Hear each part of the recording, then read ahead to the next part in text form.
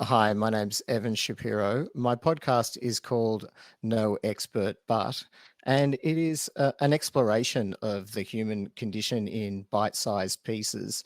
And it's reflective of my own personal journey as a human being, trying to discover ways of being a good person. And I hope that that is digestible to people in these small little bite-sized stories and reflections. I also do a weekly radio show called Celluloid Dreams, which is all about cinema and work in media and communications. I'm an author. My novel is called Road to Nowhere, and it's a cli-fi that was written a few years ago before cli-fi became a big thing. So I'm really interested in exploring ways that we can become happy and good human beings. Hello, I'm John Coturillo, the life coach of your listener and host of the podcast of the same name. As a coach, I combine evidence based strategies with a wealth of personal and professional experience to comprehensively help people to learn about their minds and make the changes that they desire in life. In doing so, I work to combine the best aspects of traditional psychotherapy and contemporary helping professions while addressing the limitations of both. And on my program, I discuss social science and critical thinking. Welcome to this collaboration between the No Expert But podcast and the Your Listener podcast. Today we'll be discussing intellectual honesty and how to make arguments with sincere intentions.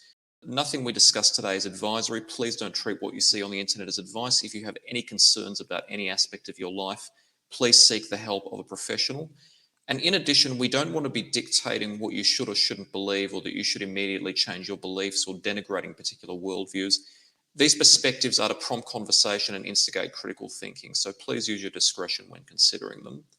Evan, we're both thinkers and critical thinkers at that, and in this day and age, there's a lot more information being shared than there ever has been at any period in history, arguably. But it's also arguable that with all the different ideas that people communicate, there's a large propagation of people making arguments for the wrong reasons. Yeah, I think we are really in this realm of both information and misinformation, and there's people making assertions that are, I think, with probably the right intent, because it comes from a place of really deeply caring about things, but also coming from a place of disempowerment and feeling at odds with your world. It's so common for us to absorb information from other people, especially in the media, whether it be mainstream media or alternative media. And we're often very quick to accept arguments that appeal to us. But what we don't often realize is that the reason those arguments appeal to us isn't necessarily because they're most valid, but because they resonate with perhaps a weakness or an unmet need or an emotion that we have. And that emotion or unmet need doesn't necessarily have our best interest in mind. It's not necessarily in our best interest to react to it immediately. We should often be analytical to avoid making any rash decisions. When we make an intellectually honest argument, a clear argument, we're making the argument based on objective truth, which means that even if we only assign a meaning to something, we acknowledge that we've only assigned that meaning to something. And we acknowledge that the choice we're making is going to be based on some subjective judgment. We try to remove the bias from our mind as much as we can.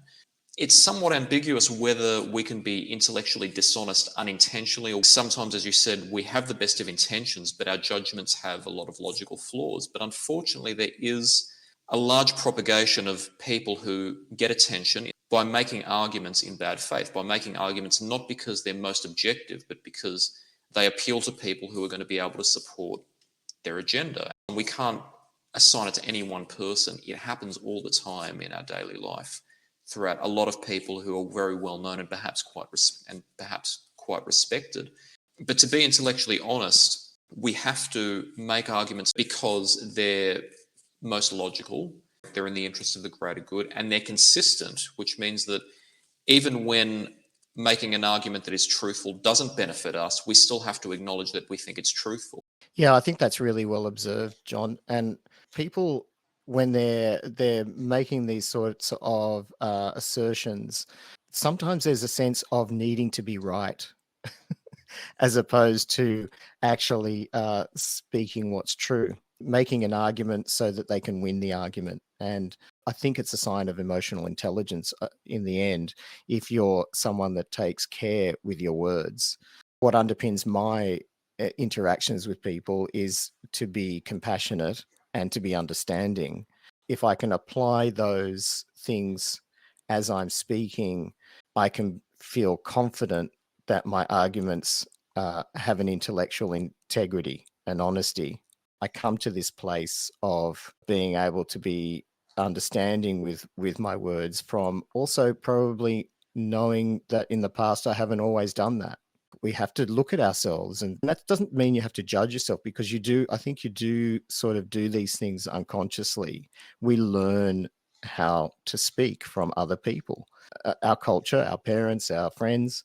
Taking the intellectual rigor to consider what you're saying and how your words affect other people and what your goal is really important. But to be honest, I don't know many people that have had this kind of conversation.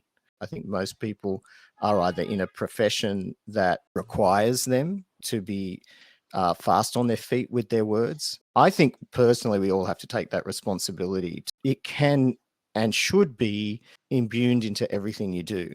And you can do it with the way you interact with social media. A lot of people find and get into trouble with social media because they're trying to project an image that they feel other people will think is good, even if it's not true. Absolutely, Evan. And your focus on compassion is incredibly important because it's one of those concepts that is difficult to be represented by any phenomenon other than itself. And I think anywhere you go in the world, in any culture, amongst any community, it's not something you can describe in words, but people know compassion when they feel it. It's a form of universal good, and people appreciate it deep down when they feel it from somebody else giving them compassion. Yeah, look, I think that's really true. And there's nothing better you can do for yourself actually than to start doing some things for other people. You sort of forget your own stuff pretty quickly when you start focusing on doing some things for other people without any sense of reward. But John, what do you think are some of the sort of tactics that people use when they're either inadvertently or or obviously talking with intellectual dishonesty? How would you go about identifying some of these tactics? Let's examine some of the common intellectually dishonest tactics. The classic one is straw manning, making an argument that's completely irrelevant to the discussion or the idea, because on face value it sounds relevant, but it misses the point of the discussion or the debate, and it's easier for the person making it to work with it than it is to work with the actual issue. I don't think we can observe any media without seeing some example of straw manning, can we? I do remember a clear example of straw manning in a situation that I once observed, in which two people, person A and person B, were talking about the consequences of a particular political policy, and person A argued that they were condemning the actions of a particular politician, saying that they had quite dangerous consequences. And person B had been praising that same politician and saying that the same actions were positive in some way. So person A tried to communicate some of the reasons why those actions could potentially be dangerous to society. And person B made a counter argument to the effect of, well, people are like monkeys and they choose to vote them in. So if we have primitive minds, we only have ourselves to blame. The intellectual capacity of the people who vote in politicians is only vaguely relevant to the qualities and the consequences of the politician's action. So all person A was suggesting in that context was this politician's actions potentially have these consequences. To then try to place the blame on the voters, whether or not that's valid, is trying to distract from the idea that that politician had to be held accountable for what they did, which in the end, if you're in a position of that sort of power, you have choices and you must take responsibility for whatever choices you make. So just because somebody else votes you in, it doesn't mean you can excuse yourself from making bad choices that could potentially harm people. But somehow this person B Not only did they then distract from that, if person B was first praising this politician, and now all of a sudden they're saying that people have themselves to blame for voting them in, are they taking back the praise? I think in a sense that's a good measure too. If you can see that someone is blame shifting, it's a really good sign that it doesn't have a lot of integrity. That there's that common term gaslighting as well, where we're really setting people up to take the blame for our actions, so that we can gain things. I think one of the simple traps too is in general communication is people find it hard to actually honestly ask somebody for something and inadvertently try and manipulate instead of actually saying that you'd really like someone to give you a lift to the airport or something. Instead, someone might say, "Oh, I wonder how I'll get to the airport," and leave it for someone to offer. This is where this sort of stuff starts. I think when you do this sort of behavior, it snowballs. That is the way you come to get the things that you want in your life. It takes some inherent vulnerability and humility to ask somebody a favor, because even if it seems like an insignificant matter, you're showing that you don't have something or that you need something that you can't access, and that you're basically asking to, for even a brief moment, be reliant on someone else. In evolutionary terms, it makes us prone to danger. It still has relevance, but it's less necessary now that we're living in a relatively civilized, developed society. A lot of people, I think, still have an instinct to avoid feeling vulnerable in the face of somebody else. Yeah, and actually, you touch on something else really interesting there, John, and that is the fight or flight sort of mechanism. Our brains are really designed to keep us safe. So the fight or flight response can now then lead to anxiety, distress, because we're always on edge, ready to save ourselves from something when there isn't any inherent danger necessarily. Now, I'm not saying our world is not dangerous, because obviously it is, and we have to be vigilant, or we might just walk into the traffic. I think it's really helpful to understand how ancient our brains are, and that way we can add that to our observance. And we can say, okay, I can see that I'm acting and responding in this way because I've got a bit of programming, and that gives us the opportunity to make a different choice. Another tactic that people sometimes use is double subjective standards, when people use a particular logical standard to argue that their idea is valid, but somebody else's is invalid, when that other idea may use very similar logic. An example of this in the media, which I know is controversial because these come from essentially opposite sides of an ideological spectrum, and I don't want to evaluate any one as correct or incorrect as such as analysing the logic that underlies them, is if you witness an argument between a progressive individual politically who is arguing that gender transition should be allowed for children, and someone who's conservative politically who believes that that shouldn't be allowed, but circumcision for religious reasons should be allowed, each person may argue, from what I've seen, that what they believe is right should be allowed, but what they believe is wrong should be banned. But think about the nature of these two phenomena. In each case, you're still talking about performing a procedure on somebody when they're too young to understand the full implications of what it is they're actually about to undergo. Both of these decisions have risks involved in them. There are numerous questions about whether there are safer alternatives, and both of them are ultimately subjective based on whatever risk you're willing to take. Regardless of what the justification is for believing that it should be allowed or should be banned, they both have risks involved, and the likelihood is that it is very difficult to find an objective answer. I'm not a medical expert by any means, but I think doctors have essentially come to the conclusion that a person who is not circumcised is only maybe slightly more likely to be vulnerable to an infection than a person who is circumcised. So the actual medical risk is quite small. From the standpoint of gender transitions, a person may suffer considerable anxiety and depression if they feel that there is a mismatch between their identified gender and their biological sex, and the gender transition may help to rectify that. However, with those benefits also comes consequences from a medical perspective that any reputable doctor would explain to you to help you make the choice. But I have seen some people argue, oh, gender transitions are bad, but circumcision has religious purposes, and oh, doctors say it's okay, so I don't want to talk about that. Without acknowledging, in each case, the nature of the situation is very similar. So people can have valid reasons for deciding to do one or not do one, to transition or not to transition, to be circumcised, not to be circumcised.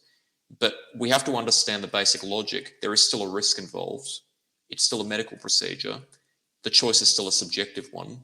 You've hit on something really interesting here, which is that people choose based on their understanding, their inherited learning, and how they see the world, and so instead of actually making an informed decision, as we were discussing earlier, with clarity, with true examination of the facts, they're making a decision from an emotional perspective, and that's not always, well, objectively, not always the right decision.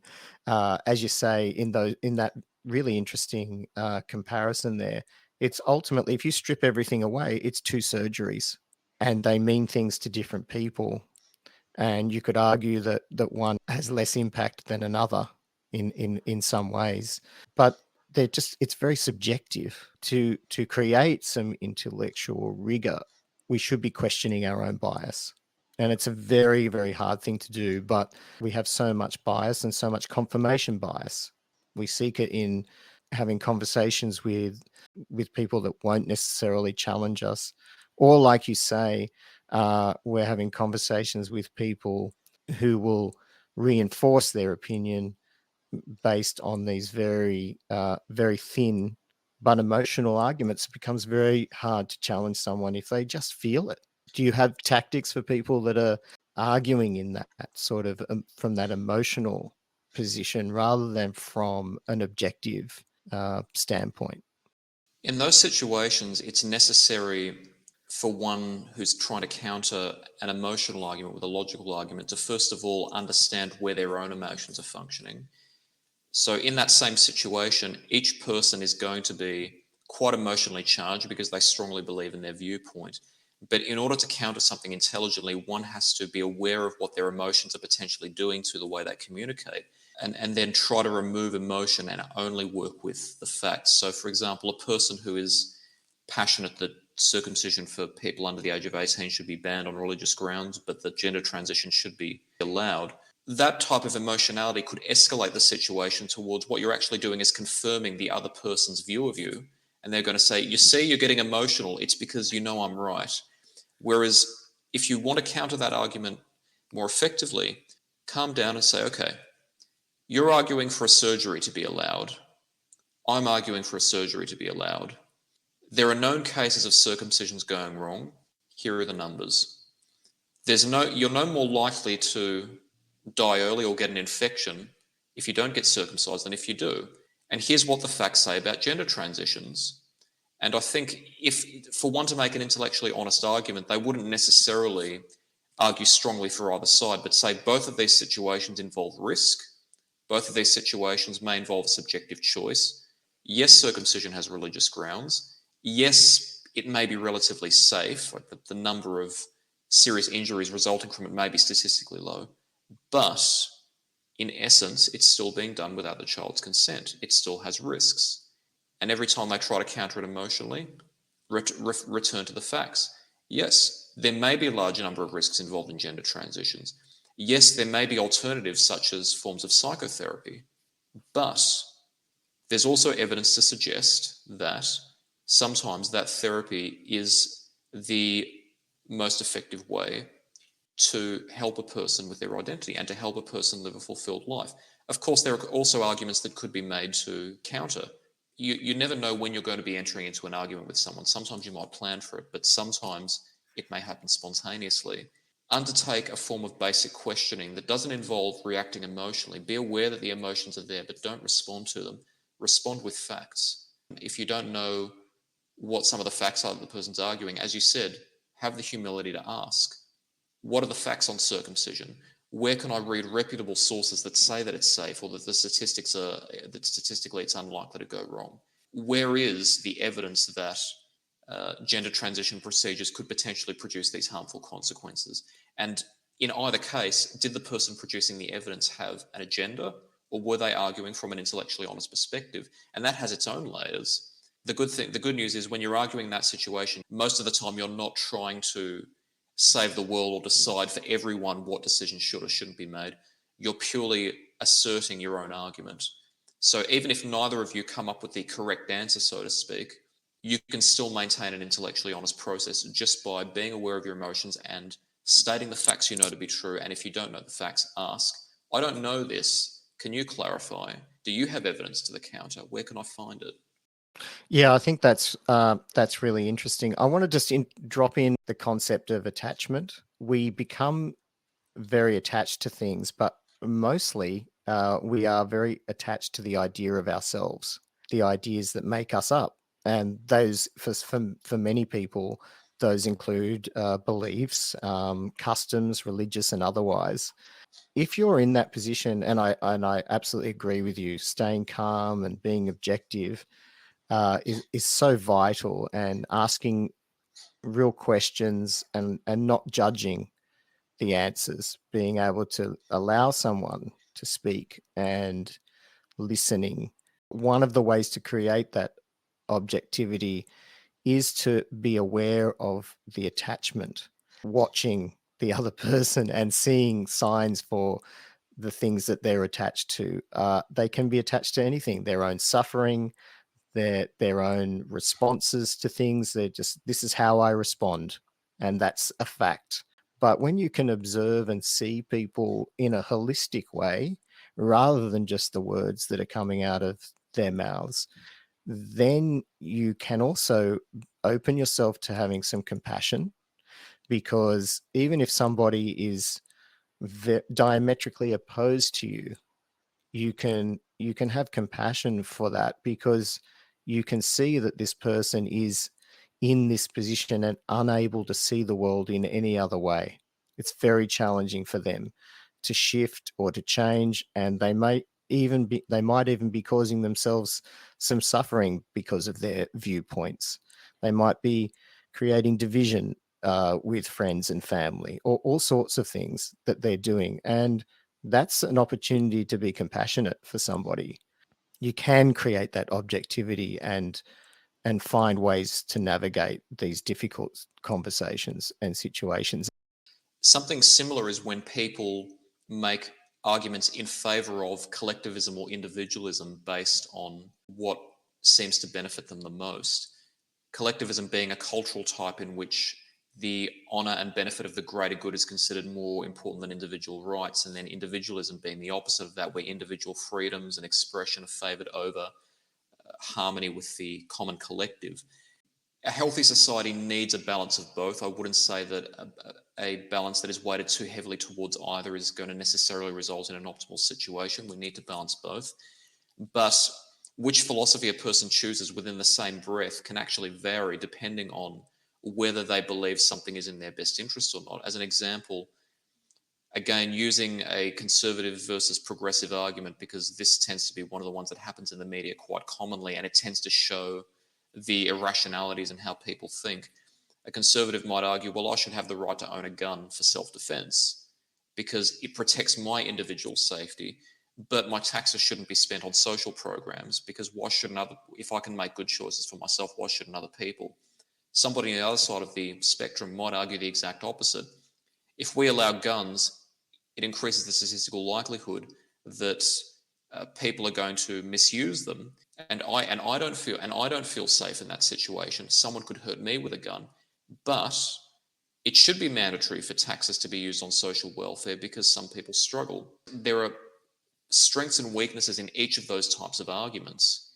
The real sin isn't necessarily not in having the right answer or in necessarily espousing one view of the other sometimes, but not acknowledging that there's more than one perspective that could potentially be valid.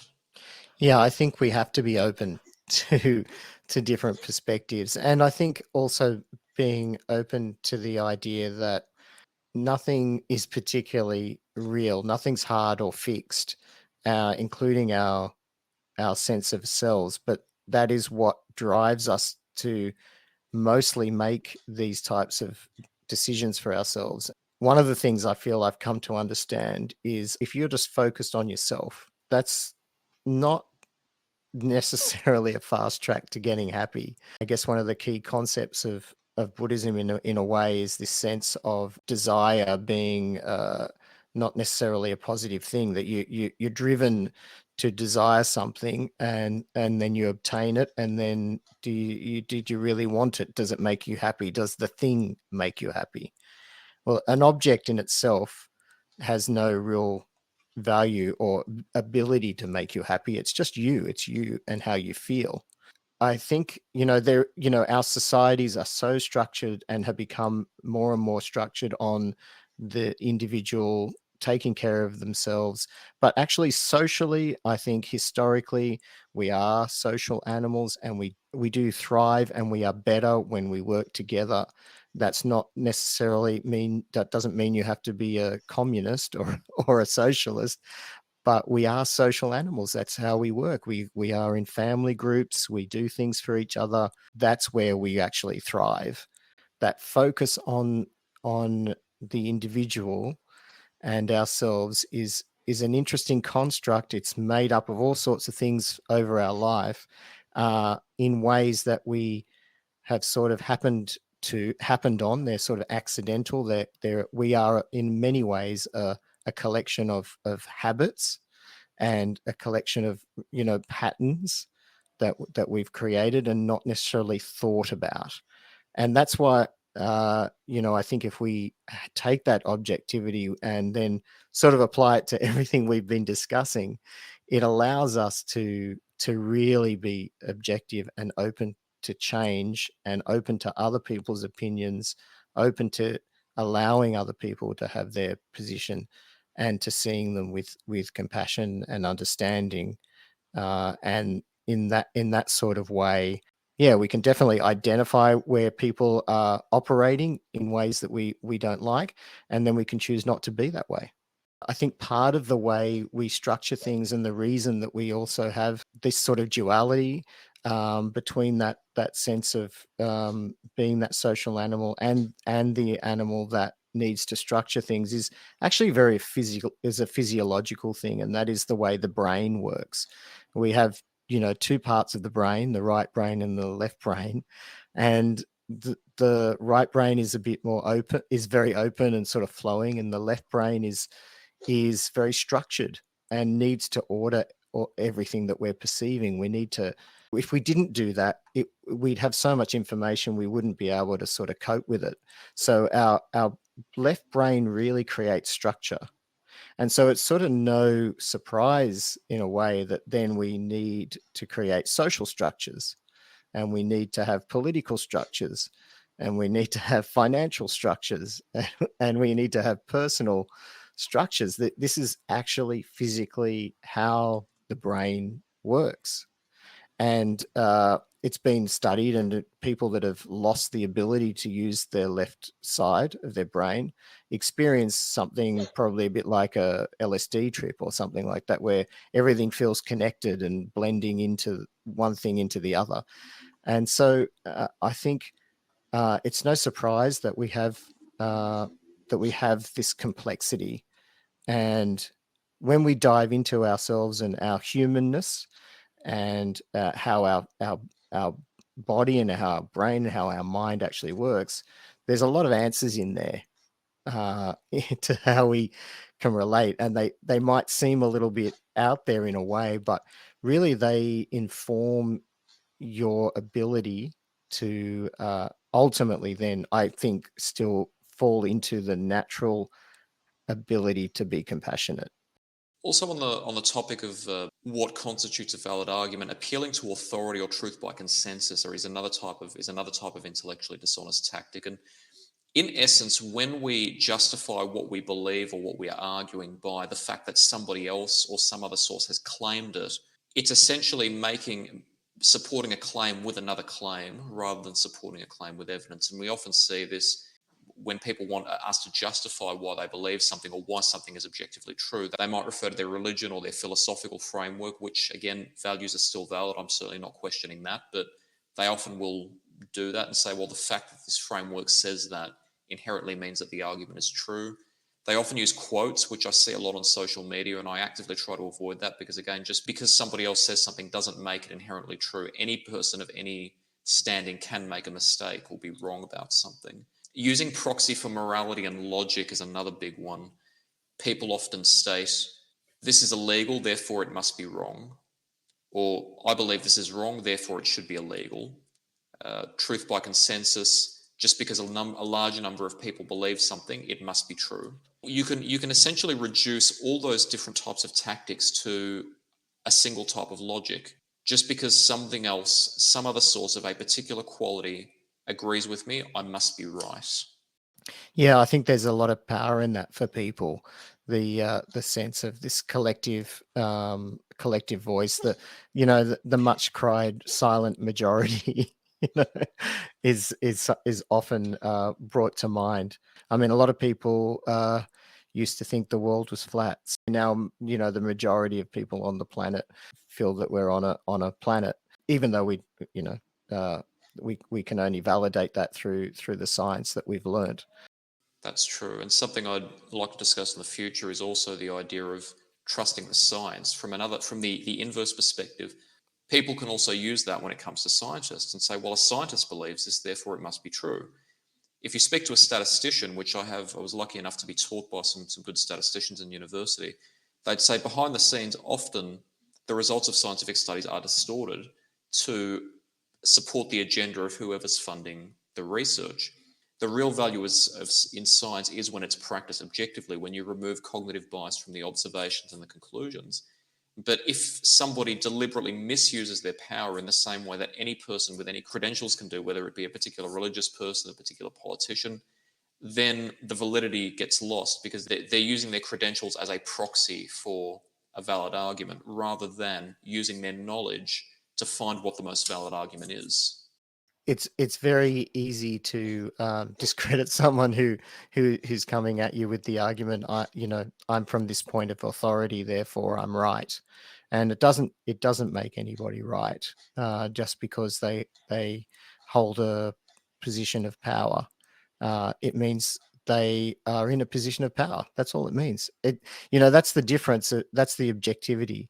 Just, actually look at what something is, not what your mind is telling you. In the same domain, while we sometimes don't see what's there, so to speak, we can also put ideas there that weren't there to begin with and mischaracterize people or misassign values to people. People commit or assign guilt by association. You believe this, therefore you must be associated with these people, or all these people associate with this one person, therefore this person must agree with all these people. It happens a lot in politics. A particular group that has a particular set of values votes for a particular politician thinking that that politician has their best interest in mind, and in reality it could be that all the politician's trying to do is win favor with as many people as possible so that they can be elected. Sometimes we don't know what that politician's real values are. And again, I use the political debate example. When somebody makes a particular argument, even if they have no political affiliations that they've made explicit, somebody will take the argument or the belief that they've espoused and then choose the political ideology, which again, all political ideologies, like all beliefs, are socially constructed, that we've invented that most closely relates to that, and then say, well, since you believe this, that must mean you believe all these other ideas that other people that believe this idea have. So, for example, if somebody says, I believe there are a number of risks in gender transitions, and I don't think children should undertake gender transitions, somebody else could mistakenly characterize them as the religious bigot, and you must think transgender people are the spawn of the devil, and we should outlaw homosexuality, and we should stop women from getting jobs, we shouldn't let them vote. And in reality, all that person said was, I think there are risks associated with gender transitions, and I don't think children should undergo them. They didn't necessarily make any statements about what should happen legally. They didn't necessarily make any statements about other people who identify differently sexually. They just mentioned something about the gender transition process, not even about transgender people. sometimes people make arguments in a way that sounds as though they're making them out of compassion, but in reality they're making them out of hatred. And sometimes people who do have particular beliefs use the arguments that are mostly going to appeal to more people so that they can win favor, win support. But it's also possible for the opposite to be the case. It's possible for a hateful person and a not very hateful person to share one belief, but they have them for different reasons. One person has that belief out of concern, the other person has it out of hatred. What they do with the belief is what makes the difference, and whether they're hateful or not. But we can't really assume other people's beliefs just because they espouse one idea, but people often do that. Yeah, they do. And I think it's when they're sort of also feeling the need for their opinion to be the solution that is when people get into real trouble. Dictating what you think might be right for you onto to somebody else is really a difficult place. You're not really considering the other person's perspective truly, if all you need from someone else is to follow your words. People do it in the everyday, in relationships. Uh, I think people can find themselves in relationships in ways that they didn't expect or understand or agree to. And because society dictates certain things, an objective sort of example might be you happen just to kiss someone. Now somebody might take that as the beginning of a relationship, and then it's going to lead to a deepening relationship, and it's going to lead to marriage and children, and somebody else might just take it as a kiss. It's subjective, but society allows us to sometimes imagine and dictate that an action has consequences that we may not have even understood, and it can be you can be doing something quite innocent in one way, but society says this is how you behave if you're a certain person. A lot of the structure of relationships are societally structured. They're not individually structured. It's a different thing to actually consciously construct a relationship with someone. You make your agreements with somebody on your terms, with openness and understanding and listening, rather than expectation. And I think a lot of people go into relationships and suddenly their expectations aren't met. And there are all sorts of things that they haven't even said to the other person. I expected flowers on Valentine's Day, or I expected chocolates on my birthday, but did I tell the person that I was expecting those things? No. There's a lot in our society that is unsaid, and that leads to expectation, and that leads to disappointment and miscommunication.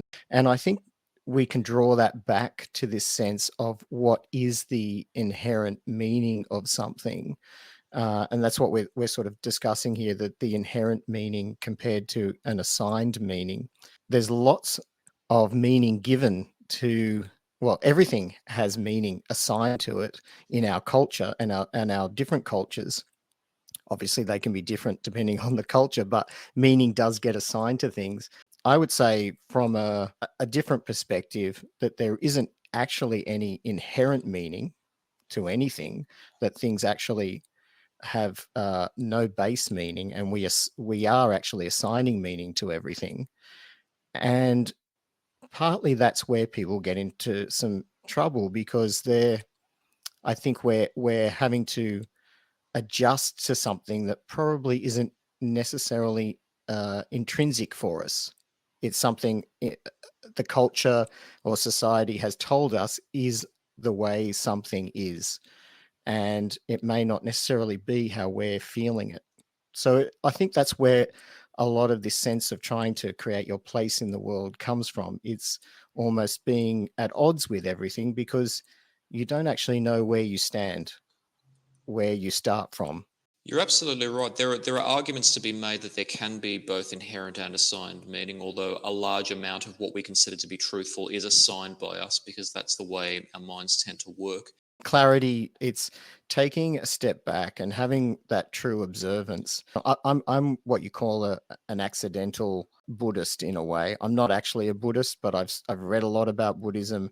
I've self-discovered a lot of things that turn out to be Buddhism. A core concept is that sense of emptiness, which is that nothing actually has a meaning and that we create meaning. And so I think when we're actually trying to find what's happening in our lives, a method that we use in meditation is to examine things that we are doing in our lives, to meditate in an analytical way. So it might be an emotion rising that you don't like, and so you examine it. Where did it come from? What is it doing there? And if you can see a reason for it, then you can sort of understand why it's there. And if you can't see a reason for it, you can also then choose to perhaps reject it.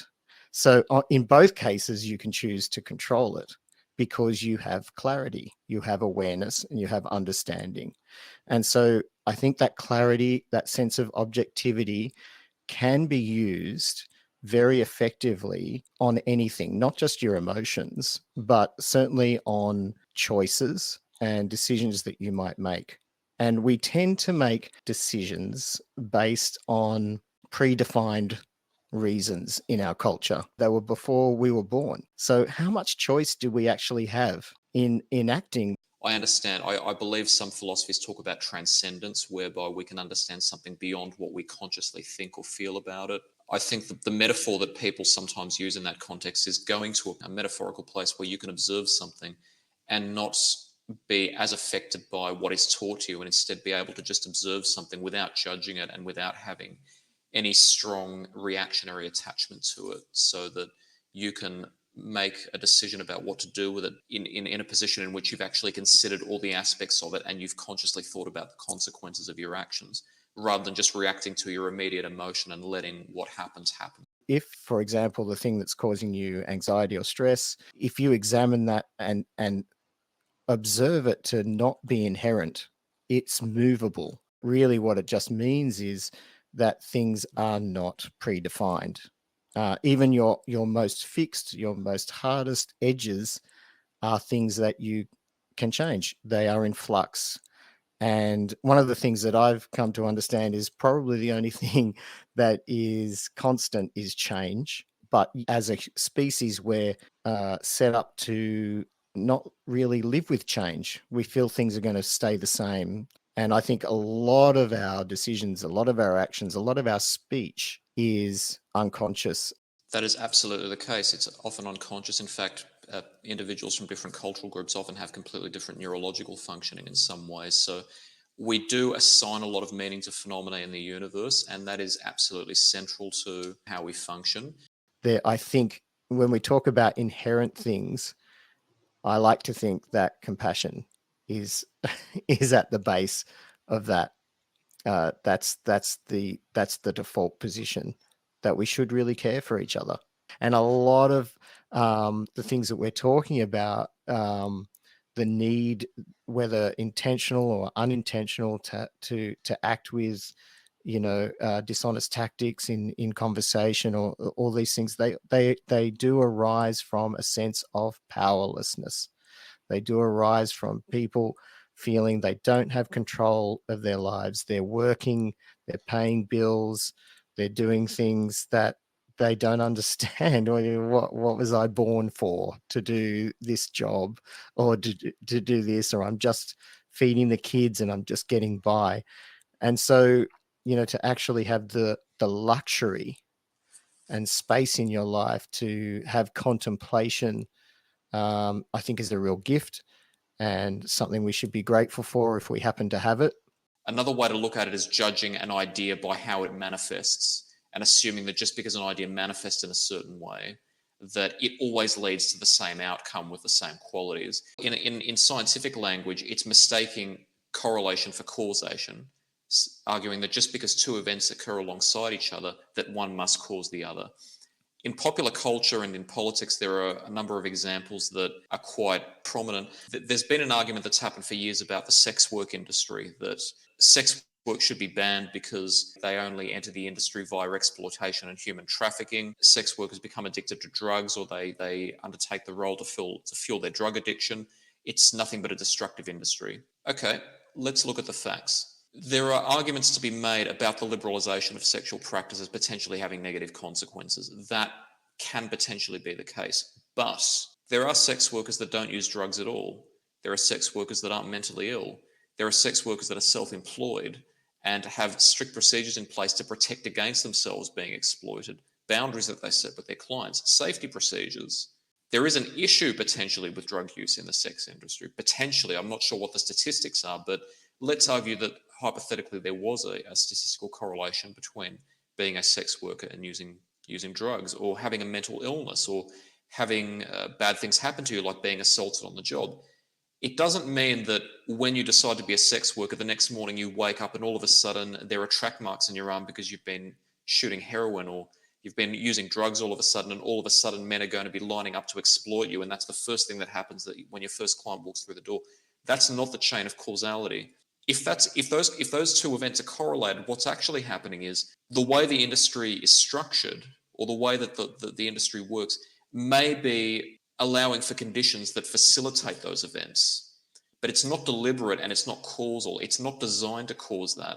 It happens via an unintended consequence. If you decriminalize sex work, you're not saying I approve of human trafficking, or I approve of drug use, or that I believe that mentally ill people should be out on the street to fend for themselves. You could argue that those issues need addressing if they exist in the industry, as people have argued.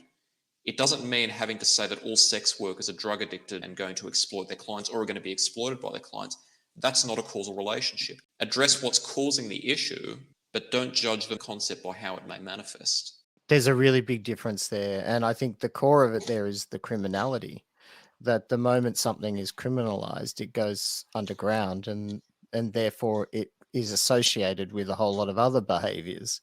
And we could equally have seen sex work as a revered profession that that has a place of, you know, care and is a service industry that is operated by people who are motivated by all sorts of reasons, including care for other people. There was a really great documentary. I can't get the name of it right this moment, but about a sex worker who operated very much in the area of disability, having clients that would otherwise not have a sex life. And, you know, the difference that it made to people's lives is fundamental. It's easy to judge if you're not in that position, or you're perhaps someone who hasn't ever thought about those services, etc. We could say the same about pill testing, where there's a lot of evidence that you know, pill testing at concerts, etc., would save lives, as opposed to sniffer dogs, where sometimes people take their stash of pills instead of being considered with them because they don't want to get busted. The criminality becomes a factor that is really subjective.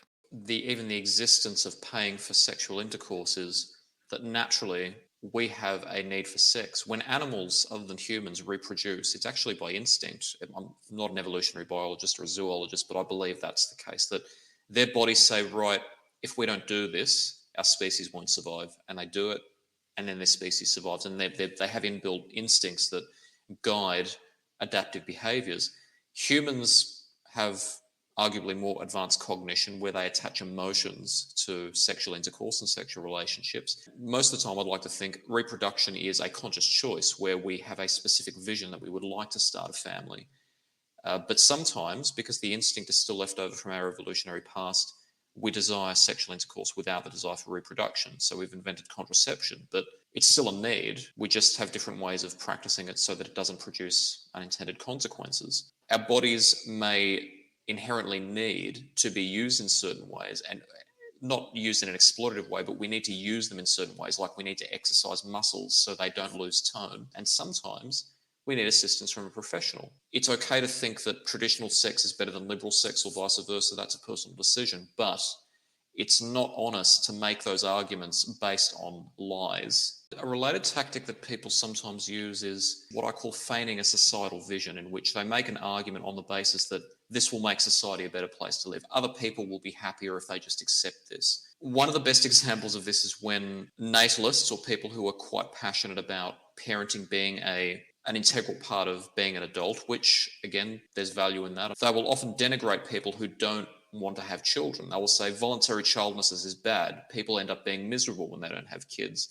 And women actually end up being happier when they're stay-at-home mums. Again, I can't argue the facts here because there are studies that actually demonstrate completely opposing arguments. There are some studies that demonstrate that on average, mothers tend to become quite depressed in their mood after they become mothers. There are others that may potentially state that people tend to overall be happier when they're parents. I can't say which is right or wrong because, again, there may be an agenda behind those studies. I don't know. The issue here is when you try to shame people for not making your choices because and trying to justify the process of shaming them by saying, but I know what's better for you. If you just choose this, you'll be happier. You'll be happier if you submit to this particular philosophy, because there's a sense of liberation in it. And this is something that people who have a particular view of sex relations, the relations between the sexes, make. I've actually seen, and I'm not denigrating them as individuals, but I've actually heard women make the argument,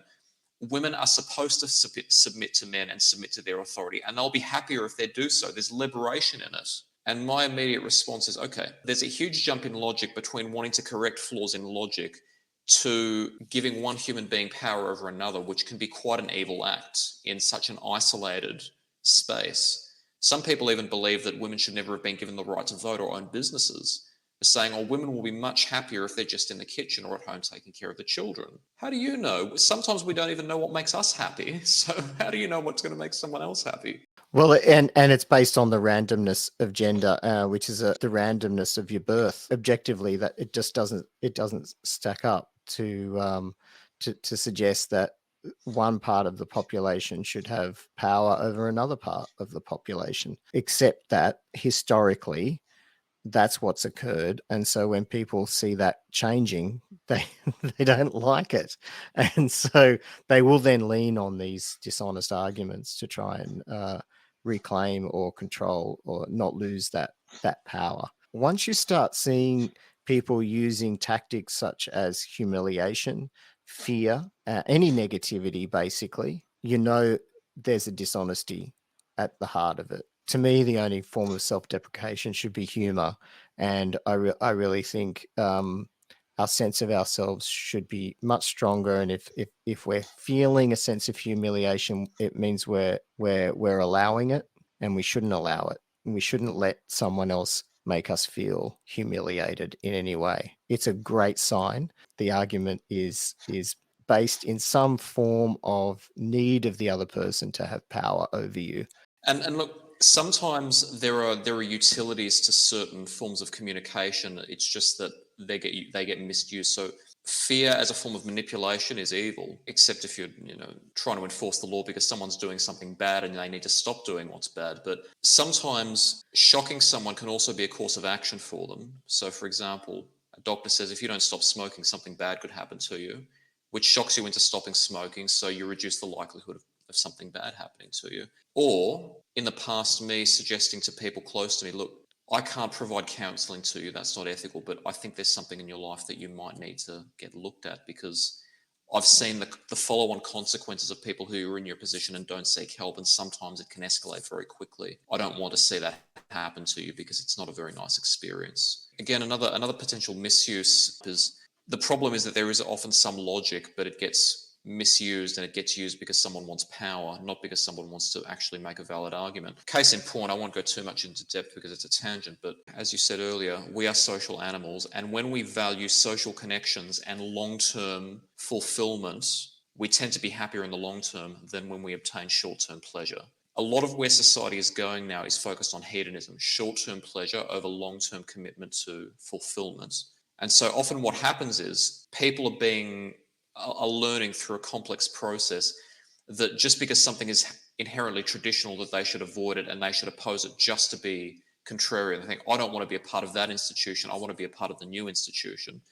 And people choose materialistic forms of pleasure like owning possessions, money, status, and the various ways that they represent that. And then they do end up being miserable and they think, gee, I wish I had have done something else with my life. There are multiple reasons we could posit. One possible one is a biological one, an evolutionary one.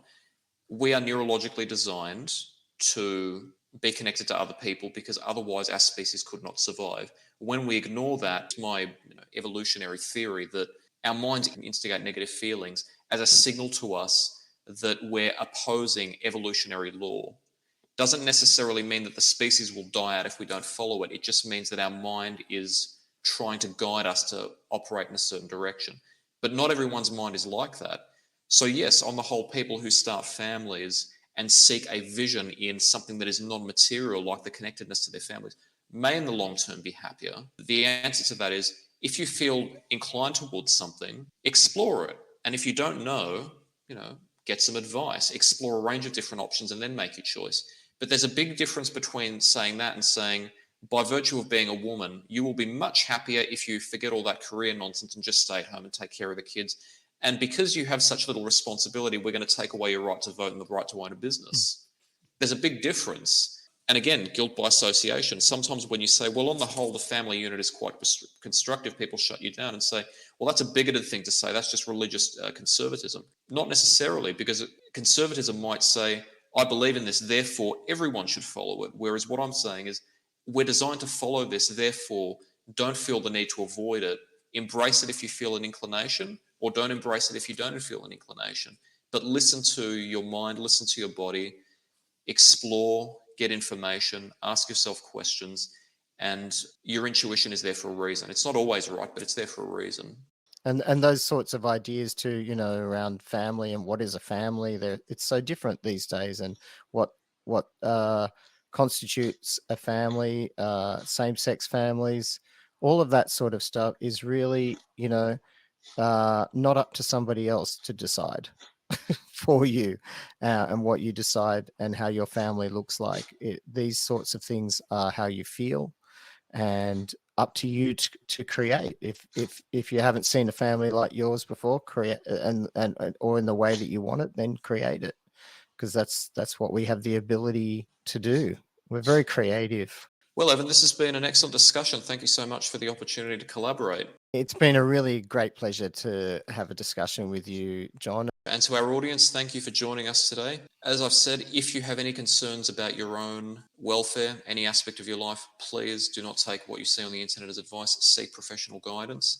And also, we'd love to hear from you. If you have an idea that you think should be discussed, or alternatively, if something that we've discussed today has instigated thought for you, let us know. We'd be happy to hear what you have to say. And at the same time, we hope that we've been able to provide some perspectives that get you thinking, not so that we can tell you what you should or shouldn't think, but so you start analysing information more critically and ultimately become a more critical consumer of what you see in the world. So until next time, everybody, take care.